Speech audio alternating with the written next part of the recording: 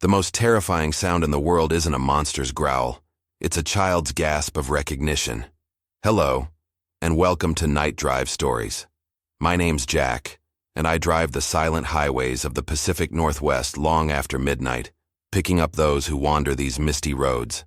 Tonight, let me tell you the story I heard from the stranger I picked up just outside the old truck stop at mile marker 99.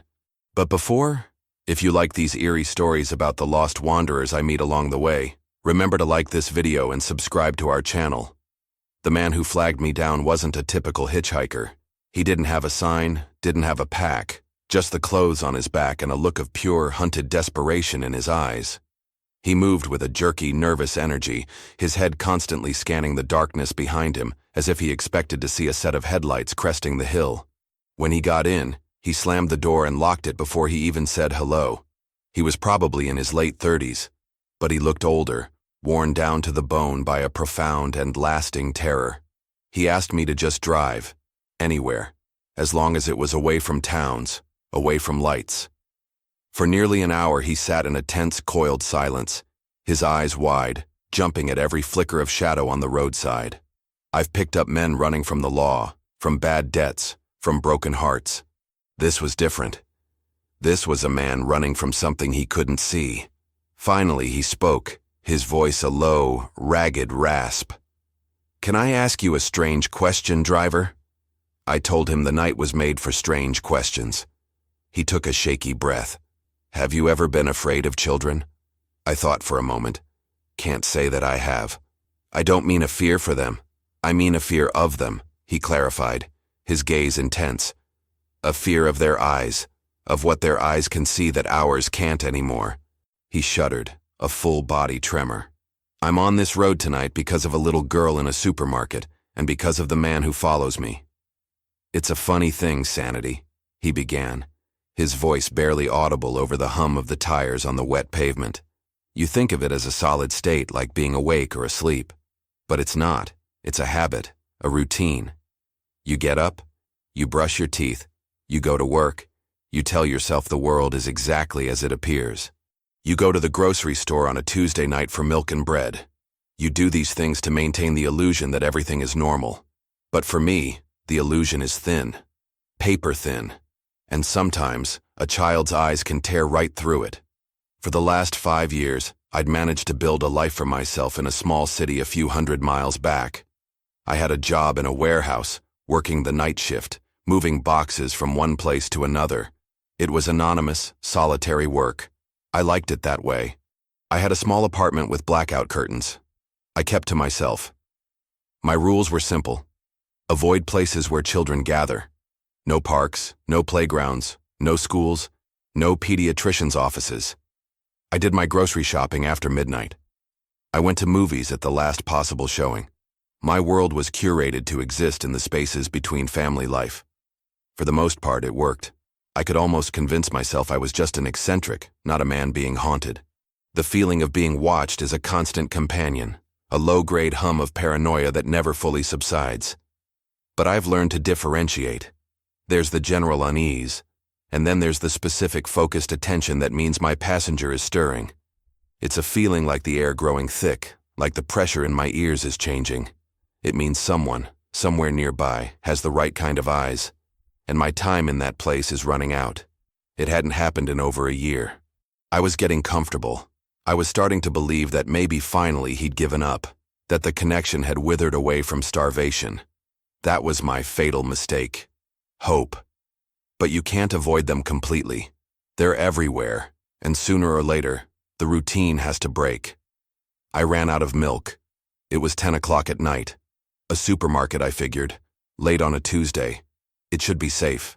The fluorescent lights of the store felt harsh, accusatory, buzzing with a high frequency that set my teeth on edge. The aisles were mostly empty. I got my milk, my bread, some coffee. I was starting to relax, telling myself I was being paranoid. I was just a man buying groceries. That's all. I was almost at the checkout, almost back to the safety of my car, my apartment, my darkness. That's when I saw them. A young mother pushing a cart, and in the child seat, a little girl, couldn't have been more than 4 years old. She had blonde pigtails and was clutching a stuffed rabbit. I did what I always do. I averted my eyes, made myself small, tried to become part of the scenery, just another drab detail on a shelf full of cereal boxes. I kept my head down, staring at the scuffed linoleum floor, and steered my cart into the next aisle over. I could hear the gentle squeak of her mother's cartwheels, the soft babble of the little girl's voice as she talked to her rabbit. They were getting closer. My heart started to pound. A cold sweat broke out on the back of my neck. "Don't look up," I told myself. "Just keep moving. You're almost there." But the babbling stopped. It was replaced by a sudden, sharp intake of breath. The squeaking of the cartwheels stopped. I could feel it. A pair of small eyes on me. I didn't have to look. I've felt that specific gaze my entire life. It's a look of profound cognitive dissonance, of seeing something impossible overlaid on the mundane world, and their young mind struggling to reconcile the two realities. It's not just a look, it's a change in the atmosphere, a sudden drop in the emotional temperature of the room that only I can feel. I made the mistake of glancing up, not at her, but at one of those convex security mirrors high up in the corner of the aisle. I saw my own reflection, a distorted fisheye version of myself. And I saw the little girl. She was in the aisle behind me, twisted around in her seat, her stuffed rabbit forgotten on the floor. Her face was pale, her blue eyes wide with a kind of terror that no child should ever feel. Her mouth was open, but no sound was coming out. A silent scream. Then, her little hand came up, her finger trembling as she pointed. Not at me, but at the empty space right behind my left shoulder. It was a space that, in the curved mirror, looked strangely warped, the light bending around it as if passing through heated air. Her mother, distracted by her shopping list, hadn't noticed. "What is it, sweetie?" "Do you see something you want?" she asked, her voice cheerful. The little girl's face crumpled. The silent scream found its voice. It wasn't a tantrum. It wasn't a cry for a toy. It was a raw, primal shriek of pure, unadulterated fear. It cut through the quiet hum of the refrigerators and the tinny muzak. It was a sound that stopped everyone within earshot. A stock boy dropped a case of cans. A woman at the checkout turned and stared. Her mother finally looked, saw her daughter's terror, and followed her pointing finger. To me, to the empty air behind me. And then the little girl wailed the words that blew my fragile sanity to pieces. "The sparkly man," she shrieked, tears streaming down her face. "Mommy, the sparkly man is going to break him." The mother stared at me, her expression shifting from confusion to alarm, to the protective fury of a parent who thinks their child is in the presence of a predator. She scooped the girl out of the cart, shielding her, her eyes screaming monster at me. I dropped my basket. Milk and bread spilled across the floor. I didn't say a word. I just turned and ran. I fled the store, the girl's screams echoing behind me, a soundtrack to a horror movie only she and I were in. I didn't go back to my apartment. I didn't get my wallet, my phone, my life. I just got in my car and drove until the gas ran out, which is where you found me, running from a man made of sparkles that only a 4-year-old could see. Jack, the driver, was silent for a long time, the only sound the rhythmic swish of the wipers. I expected him to ask me if I was crazy, to tell me to get out of his truck, but he didn't. "The sparkly man," he finally said, his voice a low, thoughtful rumble. "You called him that too. It sounds like you've known him for a long time." His words, his simple acceptance, unlocked something in me, a story I hadn't told anyone in decades. "We called him Mr. Glimmers," I said, the name feeling strange and rusty on my tongue. It was his name back in Havenwood, the town where I grew up, the town where it all started. Havenwood wasn't a place you'd find on most maps anymore. It was one of those forgotten paper mill towns tucked away in the deepest folds of the Cascade Mountains, slowly being swallowed by the pines. The mill had shut down when I was a kid, and the town had been dying a slow death ever since. It was a place of perpetual damp and the faint, sour smell of sawdust. For kids like me, growing up there meant you had to make your own entertainment. And our entertainment was scaring each other silly with the local ghost story. Every town has one. The hook-handed man, the lady in white. Ours was Mr. Glimmers. He wasn't a ghost in the traditional sense.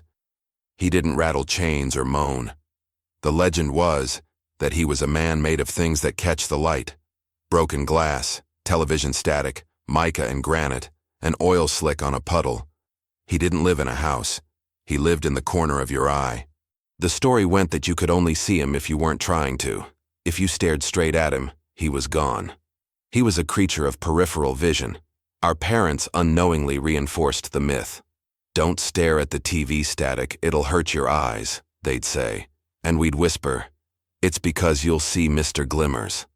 "Be careful by the quarry, the rocks are sharp," they'd warn. And we'd know it was because the shimmering mica in the rock faces was one of his favorite places to hide. The lore was specific and strange. We believed he was afraid of dull, matte surfaces. Chalk dust was supposedly a ward against him. We'd draw chalk circles to stand in when we told his stories. We believed he hated loud, sudden noises, which in hindsight was just a convenient excuse for us to scream our heads off at the slightest provocation. The mythos was a collaborative project, built over generations of bored, imaginative children, each adding a new layer of detail, a new rule, a new supposed weakness. It made him feel real, like a puzzle we could solve if we were just brave enough. As kids, we turned this legend into a game, a ritual. We had rules, passed down from older siblings like a sacred text. Rule 1. You had to be somewhere with a lot of reflections. A room with many windows at dusk, a hall of mirrors at the county fair, or, our favorite, the misty shore of Blackwater Pond, where the water was as smooth and dark as glass. Rule 2. You could never ever look right at him. You had to catch his reflection. You'd stare into the water or the glass and wait for something to move in the background, in the world behind you. A shimmer, a distortion. That was him. The third and most important rule was the one that got us into trouble. It was the one that made it more than just a ghost story. Rule 3. You must never let Mr. Glimmers see your own reflection. If he saw your face in the mirror, in the water, he would know you. He would latch onto you. The goal of the game was to see him without being seen. To be the observer, not the observed. We didn't know what would happen if you lost. The older kids would just get this serious look on their faces and say, "You don't want to lose. He'll follow you home." But for years it was just that, a game. We'd go down to the pond, stare at our reflections until our eyes watered, and then someone would shout, "I saw him!" And we'd all scream and run, laughing, exhilarated by the shared, manufactured fear. We'd describe what we saw. "He was tall and skinny, like a bare tree," one kid would say. "No, he was all jagged and sharp like a broken bottle," another would insist. We were all just seeing shadows and imagining the rest, or so I thought. But my best friend Sam, he took it more seriously than the rest of us.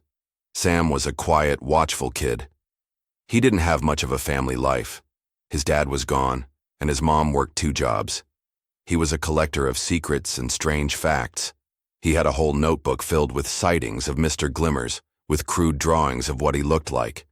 His drawings were always the most detailed, the most terrifying. They weren't of a man. They were of a shape, a presence, a shimmering distortion in the fabric of things, often with too many limbs, all of them ending in sharp, crystalline points. He'd write notes next to the drawings. Saw him in the oil slick by the gas station. He smelled like gasoline and humming electricity. He tried to mimic the shape of a dog, but he got the legs wrong. It was his own private, horrifying biology textbook. He claimed Mr. Glimmers wasn't a ghost, but something that had always been there. And the town, the woods, were just his reflection. It was Sam who found the ultimate place to play the game. The one place in Havenwood that was more terrifying than any ghost story. He came to me one day, his eyes wide with a feverish excitement, clutching a faded old map of the county. He pointed a grubby finger at a spot a few miles outside of town, a place marked with a stark institutional cross. "I found his house, Arthur," he'd whispered, his voice trembling. "I found where Mr. Glimmers was born." The place was called St. Dymphna's Sanatorium for Children. St. Dymphna's was our town's dark secret, he continued, his gaze lost in the rain-streaked darkness outside the truck's window. It was a place the adults never talked about.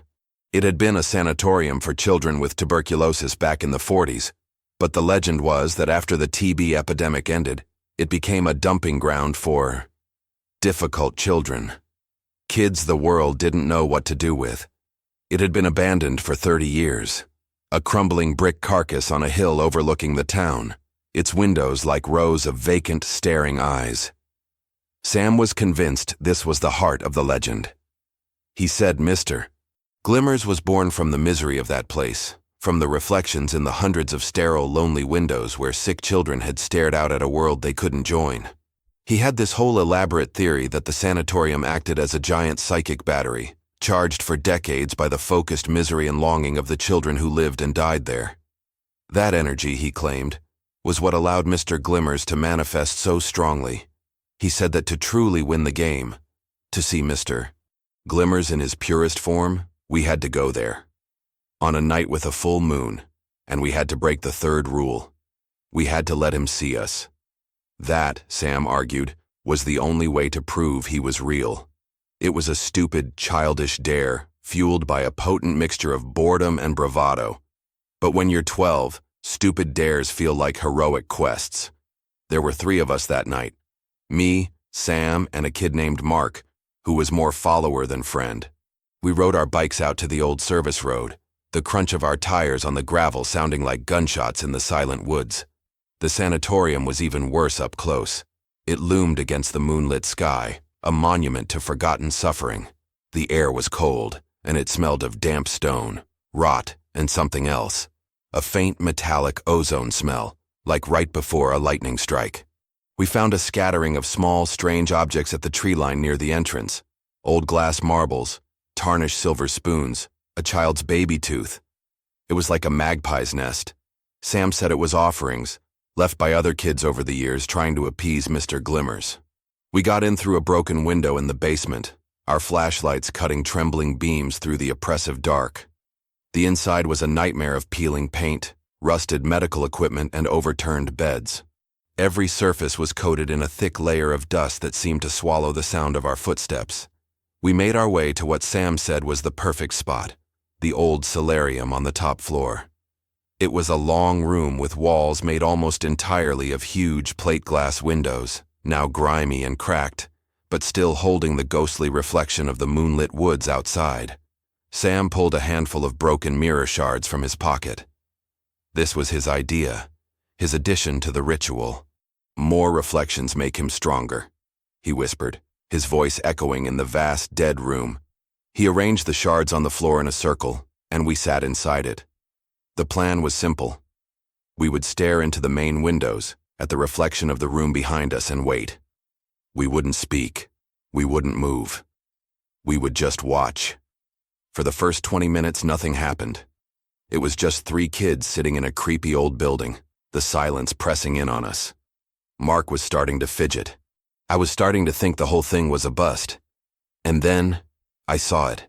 In the reflection in the window, in the dark hallway behind us, something moved. It wasn't a person. It was a flicker, a distortion in the air, like heat rising off summer asphalt. It was faint, barely there. I held my breath, my heart hammering. Sam saw it too. He let out a tiny, sharp gasp. The shimmer in the reflection grew stronger, more defined. It wasn't just a flicker anymore. It was a shape, tall, unnaturally thin, its limbs too long. It was made of 1,000 tiny points of light, like a constellation of a man, constantly shifting and swirling. It was beautiful, and it was utterly, terrifyingly wrong. It didn't belong in our world. It was a tear in the fabric of things. It moved without walking, gliding down the reflected hallway toward us. That's when Sam made his mistake. Overwhelmed by what he was seeing, by the proof that his obsession was real, he broke the cardinal rule. He turned around. He looked directly at it. The thing stopped. The shimmering intensified, the light it gave off turning sharp and jagged.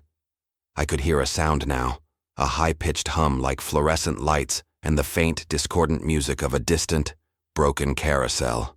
The air grew intensely cold, and the smell of ozone became overpowering, making my fillings ache. And I saw Sam's face. He wasn't screaming. He was smiling, a look of ecstatic, horrified awe on his face. "He's beautiful," he whispered. Mr. Glimmers raised a long, shimmering arm, and then Sam just came apart. It wasn't violent in a bloody way, but it was the most violent thing I've ever seen. He just dissolved, breaking down into a million motes of light, like dust in a sunbeam, and was drawn into the shimmering form of the creature. He didn't scream. His smile never wavered. For a fraction of a second before he was completely gone, I saw his reflection in one of the mirror shards on the floor, but it was just his smile, a disembodied Cheshire cat grin hanging in the air. Then it, too, was pulled into the light. He was gone. Mark started screaming, a raw animal sound of pure terror. He scrambled to his feet and ran. I was frozen for a second, my mind unable to process what I'd just seen. The creature, now brighter, more solid after absorbing Sam, turned its non-face toward me. It didn't have a face, no eyes, but I felt it see me. And in that moment, I knew the game was over. I had lost. I ran. I ran harder than I ever have in my life, not looking back. The sound of Mark's screams and that horrible, buzzing music chasing me out of that building and into the night. I never saw Mark again after that night. One boy vanished. One boy who ran screaming into the woods and was never found. And me, the one who got away. The one who was marked. The days and weeks after that night were a blur of confusion and fear, Arthur said, his voice flat and drained of all emotion. I stumbled home at dawn, covered in mud and scratches. My mind shattered. My parents, of course, didn't believe me. No one did. The official story became that 3 boys had broken into the old sanatorium. One, a troubled kid named Sam, had run away from home. Another, Mark, had gotten lost in the woods and likely succumbed to the elements. And I was the traumatized survivor, a boy telling wild, unbelievable stories to cope with the guilt of leaving his friends behind. The police questioned me for hours. I tried to tell them the truth, about Mr. Glimmers, about the light, about how Sam just dissolved. They looked at me with a mixture of pity and suspicion. The search parties they sent out found nothing. No trace of Sam. They found one of Mark's shoes by the creek bed a week later, but that was it. His parents glared at me in the grocery store with eyes full of hate. Sam's mother just looked empty, a hollowed-out shell who never spoke to me again. I was the boy who came back, which in a town like Havenwood was almost worse than not coming back at all. They sent me to counselors. They put me on medication that made the world feel like it was wrapped in cotton wool. But it didn't work, because I could still see him. Mr. Glimmers. He didn't follow me in a literal sense. He was just there. I'd be in my bedroom and I'd catch a flicker of him in the reflection of my window. A shimmering distortion standing in my closet. I'd be brushing my teeth and see him in the bathroom mirror, a tall, jagged shape of static standing just behind me. He never did anything. He just watched. A constant, silent, peripheral observer. A living postscript to the worst night of my life. For years I lived with this. A kid haunted by something no one else could see. My parents treated it as a prolonged mental illness. They learned to ignore my terrified whispers, my refusal to stand near windows at night. I became adept at living with him. I learned to never look at reflective surfaces head on. I would angle myself to mirrors, talk to people while looking at the floor. My life became a series of geometric calculations to avoid my own reflection. I was the crazy kid in town, the one whose friends had disappeared. I was an outcast, a pariah, haunted by a ghost and by the skepticism of the living. Then, something strange happened. As I got older, as I hit my mid-teens, the sightings became less frequent. The shimmers in the corner of my eye grew fainter, less defined. The buzzing sound that had been a constant hum in the back of my hearing started to fade. The process was gradual. At first he was a constant, sharp presence. Then he became more like a heat haze, a momentary wobble in the air. By 16, I could go weeks without a single flicker. By 17, he was gone. I stopped seeing him altogether. The relief was overwhelming, a physical weight lifting off my soul. I convinced myself that everyone had been right all along. It had been a child's fantasy, a shared delusion brought on by trauma and a creepy old building. Sam had run away. Mark had gotten lost. Mr. Glimmers had been a monster I had created in my own mind. I finally started to live something resembling a normal life. I finished high school. I left Havenwood the day I graduated and never looked back. I went to a community college, got a job. I was free. The illusion lasted for nearly 10 years. 10 years of blessed, wonderful, empty peripheral vision. Then, I took a summer job as a camp counselor. I thought I was healed. I thought the past was buried. On the first day, I was helping a little boy, maybe 6 years old, tie his shoes. I was crouched down in front of him. He was looking at me, smiling. And then his smile vanished. His eyes went wide, and he looked over my shoulder, his face clouding with confusion and fear. "What's that wiggly thing on your back?" he asked, his voice a small, curious whisper. My blood ran cold. I stood up slowly. "What do you mean, buddy?" "There's nothing on my back." He just kept staring at the empty space behind me, tilting his head as if trying to understand a complex piece of art. "It looks like a big spider made of sunshine," he said, "but it keeps making new legs." Then his lips started to tremble, and he burst into tears and ran to his mother, screaming that the scratchy man wanted to play. That was the first time I realized the horrifying truth. Mr. Glimmers wasn't gone. I hadn't been healed. I had just gone blind. The curse wasn't that I could see him. The curse was that he was still there. And now, I couldn't see him anymore. He was a passenger I could never get rid of, visible only to the people I was now most terrified of being near. I quit that job the same day, and my new life began. The life of a man who has to constantly watch the faces of children for a reflection of the monster that's standing right behind him. For years I just ran, Arthur confessed, his hands clenched into tight fists in his lap. I moved from city to city, from one dead-end night shift job to another. The rules of my existence were rewritten. It wasn't about avoiding mirrors anymore. It was about avoiding children. Any interaction was a roll of the dice. Most of the time, nothing happened. But every now and then, maybe once or twice a year, the dice would come up snake eyes.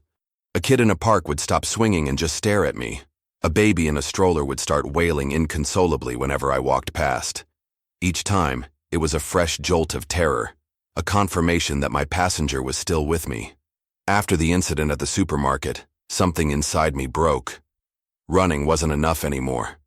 I needed answers. I couldn't spend the rest of my life as a slave to this invisible phantom.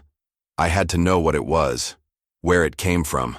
So, I did the one thing I had sworn I would never do. I drove back to Havenwood. The town was even more dead than I remembered. The mill was a skeletal ruin, its towering smokestack a tombstone for the town's prosperity. Main Street was a collection of boarded-up storefronts, the paint peeling in long strips like sunburnt skin. The air still held that faint, sour smell of wet wood and decay. It smelled like my childhood. It smelled like failure. But the library was still open, a small, stubborn beacon of life. And inside was Mr. Abernathy. He'd been the town historian my whole life, a stooped, dusty old man who seemed to be a permanent fixture among the yellowing books. He was ancient now, his hands speckled with liver spots, his eyes cloudy with cataracts. But when I told him my name, a flicker of recognition lit up his face. "Arthur," he'd breathed, his voice like rustling paper. "The boy from St. Dymphna's. I always wondered what became of you."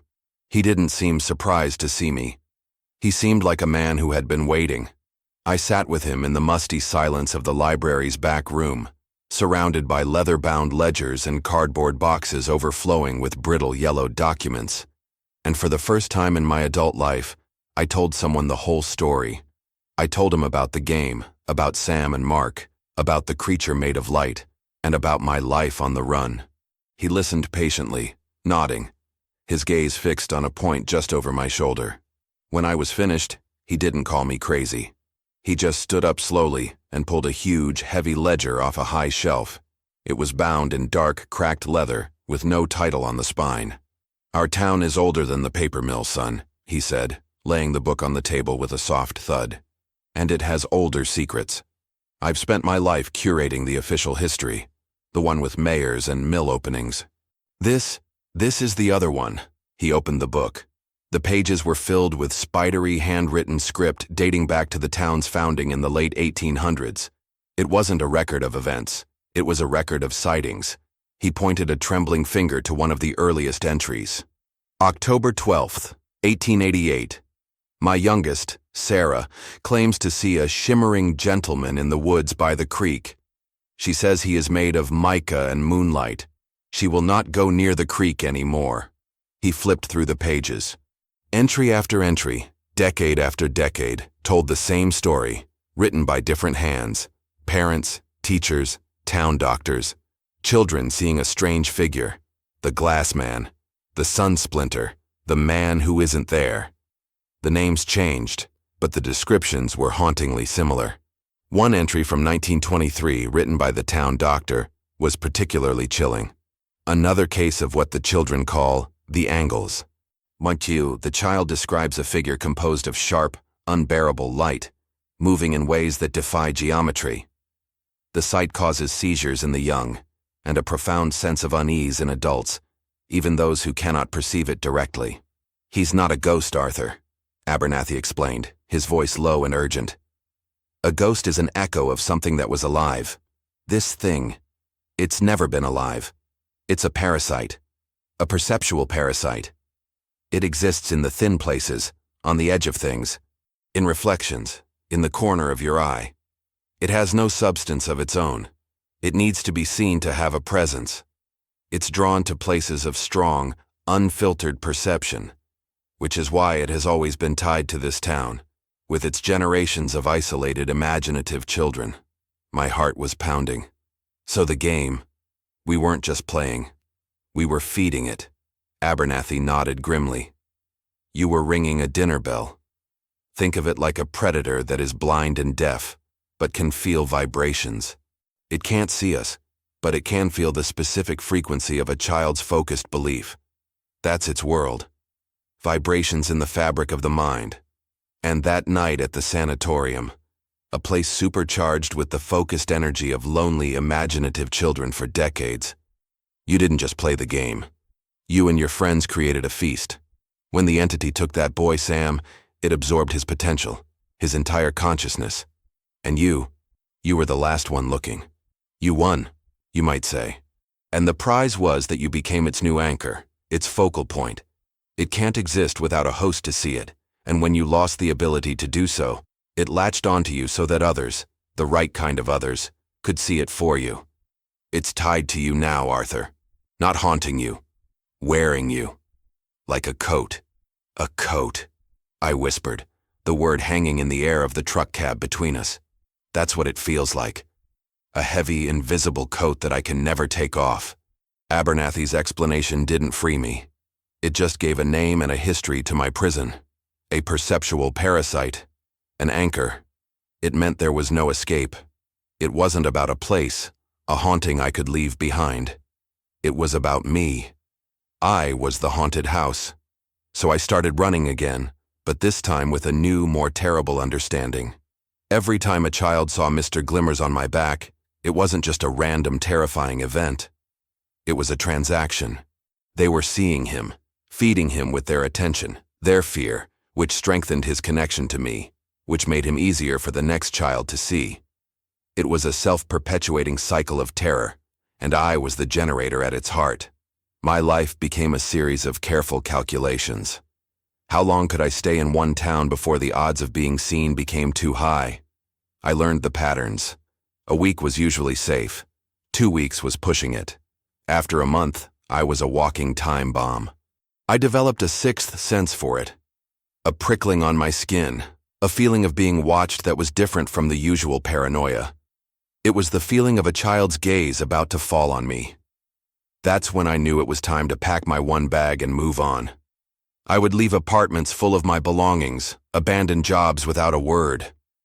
My life is a collection of fragments, of half-started existences left behind in the wake of a child's scream.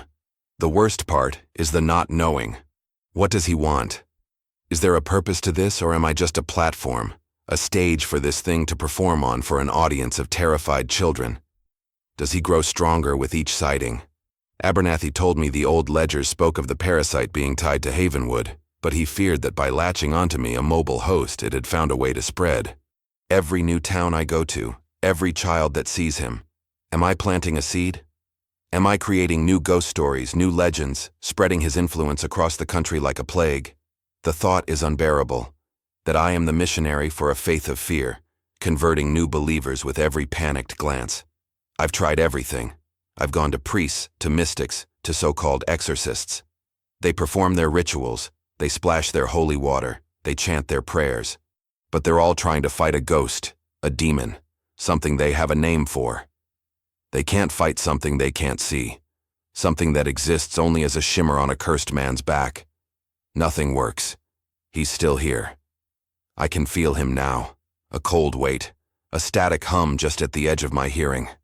That's what brings me to my deepest, most gnawing fear, the fear that keeps me awake on nights like this. I've spent my life being terrified of the children who scream. But lately, a new question has wormed its way into my brain, a question that's far more horrifying. He paused, turning to look at me, his eyes wide and pleading, as if my answer held some kind of salvation. The parasite needs a host who can see it, right? First the children of Havenwood in general, then me specifically when I could still see, and now it uses me as a lens so other children can see it. But what if it finds a better way? What if its goal isn't just to be seen, but to find a new permanent host? A child with a strong imagination, a lonely child, a child like Sam. It's a parasite. It wants to propagate. It needs a willing host, not just a blind anchor. What happens? He asked, his voice cracking into a whisper. On the day that a child looks at me, sees Glimmers clinging to my back, and isn't scared? What happens when a child looks at the monster and smiles? What if they see a friend instead of a fiend? What if they invite him in? Does the curse pass on? Does he finally let go of me, only to cling to a new, unsuspecting soul? Is that my only way out? To pass this nightmare on to a child? He didn't have an answer, and neither did I. He asked me to drop him at the next exit, a lonely stretch of road that disappeared into a dark, uninviting forest. He said he was going to try living off the grid for a while, away from everyone, away from children. Maybe if he doesn't get fed for long enough, he'd said, more to himself than to me, he'll starve. He got out of the truck and walked toward the trees without looking back, a man disappearing into a darkness he hoped was empty. I drove on, the silence of the cab feeling heavy and charged. I kept glancing in my rearview mirror, half expecting to see a shimmering distortion in the empty passenger seat. I turned on the radio, needing a human voice to break the tension. A late-night call-in show. A woman was talking to the host. And then my little boy, Timmy, he started having nightmares, she was saying. But now he says they're good dreams. He says a new friend visits him. He calls him his secret friend. A nice man, he says, a man who sparkles. I killed the radio, and I just drove. Faster now. Because suddenly the middle of nowhere didn't feel nearly empty enough.